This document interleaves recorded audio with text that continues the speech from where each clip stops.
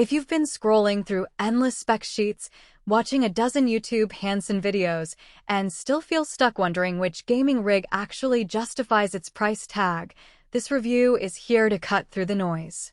Link is in the description if you want to check the product details on Amazon.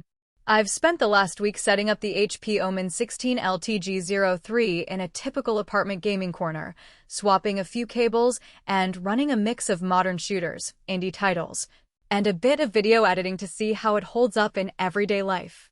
The hesitation most buyers feel with a pre-built like this isn't about the brand. HP has been in the gaming space for years, but about the balance between raw specs and the real-world experience you get once the box is opened. A 32GB DDR5 memory kit sounds impressive, yet you'll want to know if that extra headroom actually translates to smoother frame rates when you have Discord, Chrome, and a game all running at once. The same goes for the Intel Core i7-14700F, a 20-core, 28-thread beast on paper, but does it keep up with the latest titles without throttling after a few hours? And finally, there's the risk of overpaying for a bundle that looks nice, but may not add tangible value to your setup. Let's walk through those points step by step. First, let's talk about the core of any gaming desktop: the CPU and GPU combo. The i7-14700F brings a hybrid architecture that mixes performance cores with efficient ones, which means you get high single-core speeds for games that still rely on that, plus enough multi-core bandwidth for tasks like streaming or rendering. In my testing, when I launched Cyberpunk 2077 at 1080p with medium settings, the frame rate hovered around 70-80 FPS, and the CPU never spiked above 65% usage. Switch over to a demanding indie title that leans on physics, like Kerbal Space Program, and the extra cores kept the simulation buttery smooth while I recorded a YouTube segment with OBS. That tells me the i7-14700F isn't just a headline. It actually delivers a consistent experience for both gaming and multitasking. On the graphics side, the RTX 5060 sits in the mid-range tier.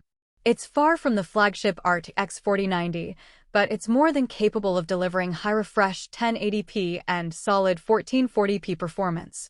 I ran Valorant at 240 Hz with ultra settings and consistently hit well above 200 FPS, which is the sweet spot for a 240 Hz monitor. In a more texture-heavy game like Elden Ring, the RTX 5060 kept me at a stable 60 FPS on 1440p high settings, though I had to dial down shadows a notch to stay comfortable. If you're planning on a 4K TV gaming session, expect to lower settings to medium-high, but for the majority of gamers who sit at a desk with a 1440p or 1080p panel, the card hits the sweet spot between price and performance.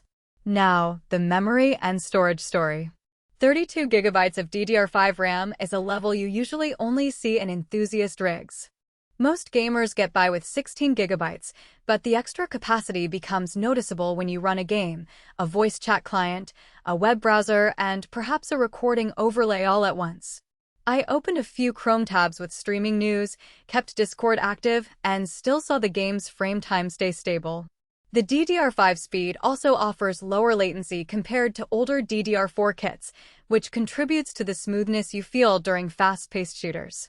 As for storage, the 1TB NVMe SSD is fast enough that you never wait more than a couple of seconds to load a level, and the space is generous enough for a sizable library of modern titles. If you already own a large external drive for backups, you'll likely never need to add a second internal SSD, although the chassis does provide a spare 2.5-inch bay for future expansion. Connectivity is where the OMEN 16L shows a practical edge for people who keep a cluttered desk.